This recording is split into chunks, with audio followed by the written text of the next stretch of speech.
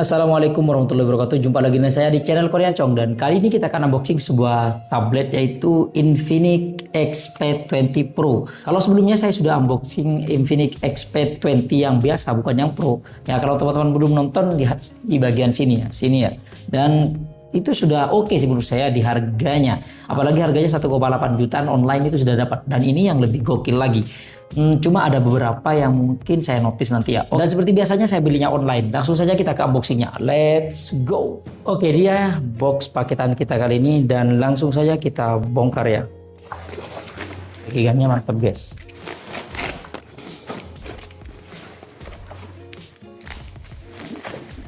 Oke, ini dia yang kita beli, yaitu tablet dari Infinix.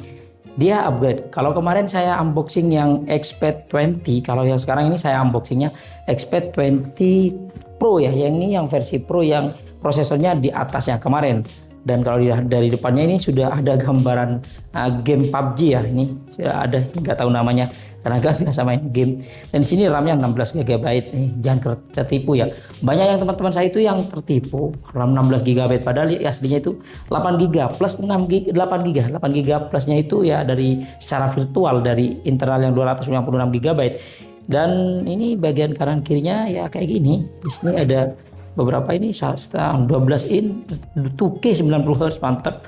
Nah, ini dan free gift. Oke. Dan di bagian belakang ini ada beberapa poinnya. Di sini ada sertifikatnya, itu Reline dan juga sertifikat. Oke, kita langsung buka aja. Dan sekarang kita lihat di bagian dalamnya seperti ini, ada box kecil yang isinya kayaknya casing. Ya benar, kita dapat casing guys. Wis, mantap, casingnya itu premium banget sih. Ini kalau beli nggak dapat 100.000, bisa jadi 200 sampai 300.000. Mantap. Dan di sini ada tabletnya. Gede banget guys. Kalau kemarin itu sekitar 10 inch, 11 atau 10 lupa sih. Kalau yang ini sudah 12 inch. Dan di bagian sini kita lihat di sini kosong seperti yang kemarin di Xpad 20, dan di sini di sini ya. Di sini ada WI bundling dari kartu SmartFriend 33 GB. Ada license by Qualcomm. Dan di sini juga ini ada petunjuk pengguna, ada SIM ejector.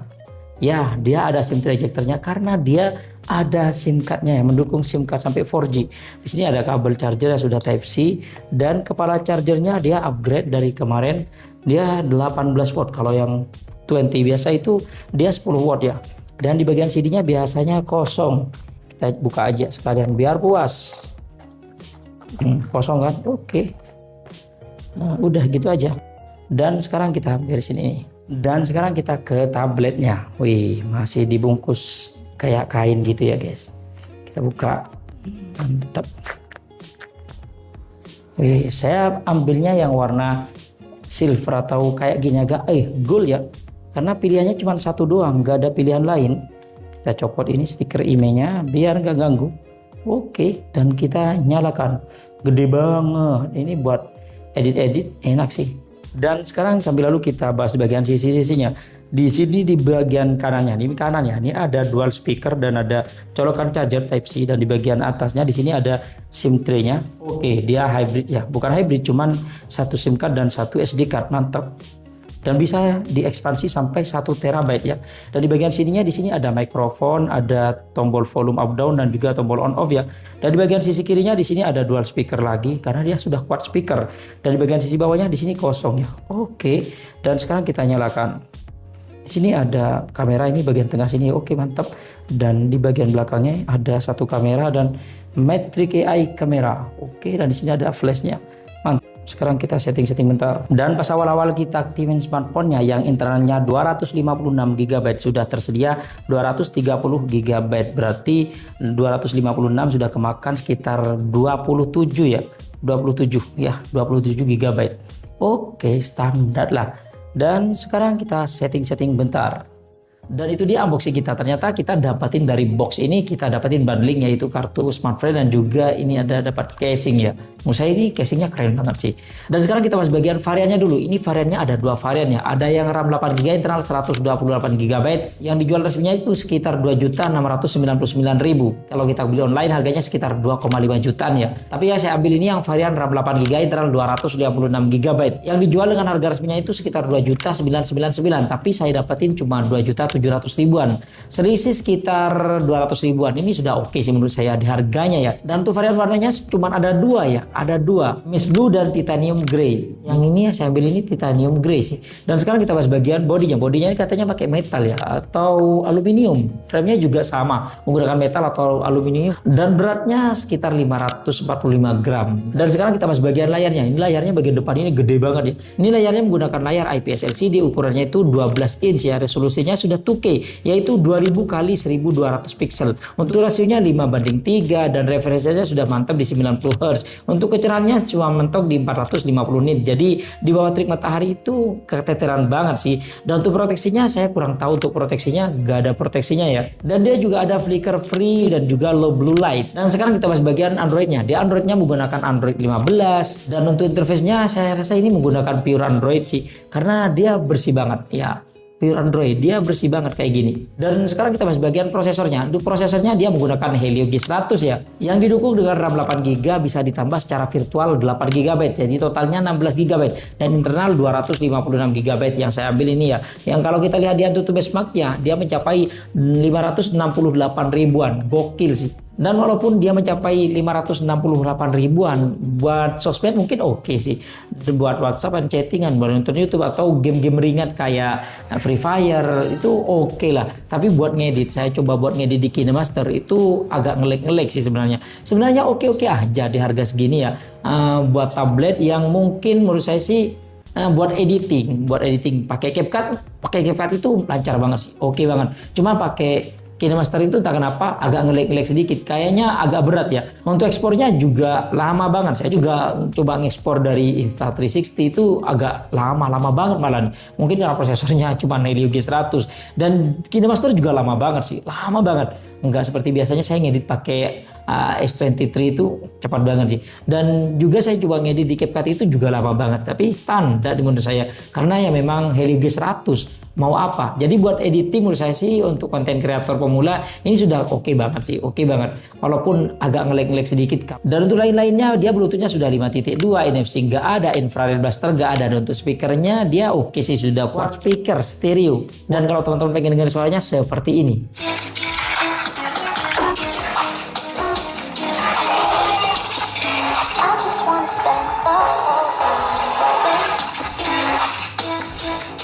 Dan untuk baterainya yang gede kayak gini, baterainya nggak segede Redmi Pad sih. Redmi Pad ada yang ngasih 10.000 ya, 10.000 baterainya. Ini baterainya yang gede kayak gini, baterainya cuma berkapasitas 8.000 mAh yang didukung dengan charger 18 watt doang.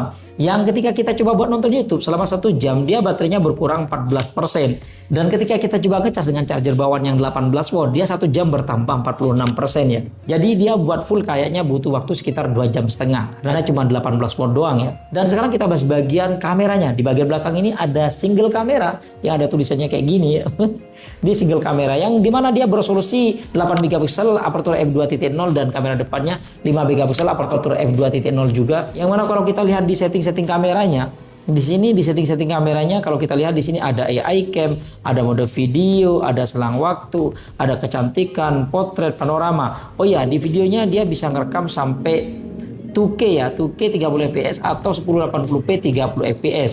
Baik kamera depan, kamera belakangnya. Dan di kamera depannya, apakah dia ada flashnya? Ya, di kamera depannya dia ada flashnya kayak gini. Keren sih.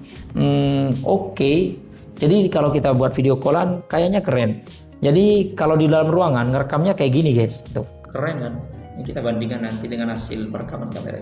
Ini sudah oke di dalam ruangan. Ada lampu kayak gini. Nah, sudah oke banget. Dan untuk perekaman video dan sebetulnya kita akan tes di ruangan terbuka. Let's go. Oke, ini dia perekaman kamera belakang dari Infinix Expert 20 Pro ya. Kalau kita lihat di layar sih kayak gini. Ini kalau kita coba buat ngezoom sampai 4 kali doang ya. Standar lah. Ini kamera belakang ini nggak penting-penting banget sih. Dan kalau kita coba putar ke wajah kayak gini, wah susah guys puternya karena terlalu besar. Nah, dan teman-teman bisa nilai sendiri sih untuk kualitas kamera belakangnya kayak gini. Dan ini dia kalau kita ngerekam dengan resolusi 2K ya, sama aja sih goyang. Untuk XDR-nya karena memang langitnya masih putih ya, sudah mau gelap soalnya. Dan ini dia perekaman kamera depannya. Kalau di layar sih agak stabil loh. Entah hasilnya nanti. Ini lumayan stabil walaupun gak stabil yang kayak ada ace-nya gitu ya. Ini saya ngerekam dengan resolusi 2K ya. Backlightnya, backgroundnya ya. Ini dia mode potretnya kamera depannya ya. Oke lah. Untuk mode potret kamera belakangnya kayak gini. Lumayan ada mode potretnya. Oke, ini dia perekaman kamera belakang dari Infinix Xped 20 Pro. Di sana gelap ya guys, jadi nggak bisa ke sana. Biasanya saya ngerekamnya ke sana. Dan kalau kita coba putar ke wajah sulit nih guys. Kayak gini. Kalau malam-malam di tempat yang ada cahaya tapi minim ya, kayak gini hasilnya. Dan untuk kamera depannya kayak gini. Karena layarnya besar jadi noise-nya kelihatan banget sih. Dan untuk hasil fotonya sih untuk siang hari sih menurut saya sih standar yang enggak bagus. Ya standarnya tablet gitu. Potretnya standar aja, warnanya juga agak merah gitu ya. Kamera belakangnya juga sama agak merah juga sih. Dan kalau kita gunakan malam-malam ya agak gelap dan noise-nya juga banyak sih. Kamera depannya juga sih sebenarnya kurang bagus gitu ya. Ya standarnya tablet memang kayak gini sih. Oke, itu dia hasil perekaman video dan juga jepretan foto dari Infinix Xped 20 Pro. Bagaimana menurut teman-teman? Apakah kameranya oke? Menurut saya sih standar ya. Ya menurut saya sih standar. Karena tablet ini nggak fokus di bagian kamera. Bahkan kamera itu cuma bonus untuk tablet ya. Karena fungsinya cuma ya coret-coret buat menggambar atau apalah. Itu aja sih menurut saya. Oke, sekarang kita bahas bagian kekurangan dan kelebihannya. Untuk kelebihannya sih menurut saya sudah lumayan di harga 2 jutaan ya lumayan sih. Yang pertama dia sudah menggunakan Helio G100. Yang kedua chargernya sudah 18 watt. Yang ketiga dia dapat casing. Yang keempat dia ada screen protectornya ya. Yang kelima dia ada AI erasernya. Kalau kita lagi foto atau ngapusin apa itu ada karena dia ada AI-nya. Yang keenam dia sudah quad speaker stereo ya. Yang ketujuh layarnya sudah 2K. Mantep. Yang kedelapan bisa split screen juga. Cuma sayangnya kalau split screen itu cuma 2 doang ya. Kanan dan kiri. Atau kalau mau 3 mungkin YouTube yang di minimize ya, kecilin gitu. Kalau selain itu nggak bisa, cuma 2 doang kanan kiri. Yang ke-9 dia ada screen mirroringnya. Yang ke-10 dia ada fitur parental control. Dan kalau kita bahas bagian kekurangannya ini lumayan banyak sih. Yang pertama dia nggak ada jack audio 3,5 mm-nya. Yang kedua dia kecerahannya masih manual, nggak bisa otomatis. Apalagi yang ketiga dia kecerahannya mentok di 450 nit. Kurang terang sih. Seandainya 800 nit agak mending sih. Yang keempat gak ada fingerprint, gak masalah sih. Yang kelima gak ada infrared blaster, juga nggak masalah. Nggak ada NFC juga nggak apa-apa. Yang keenam menurut saya sih baterainya masih 8000 mAh. Ini segede ini, lebih gede dari yang sebelumnya.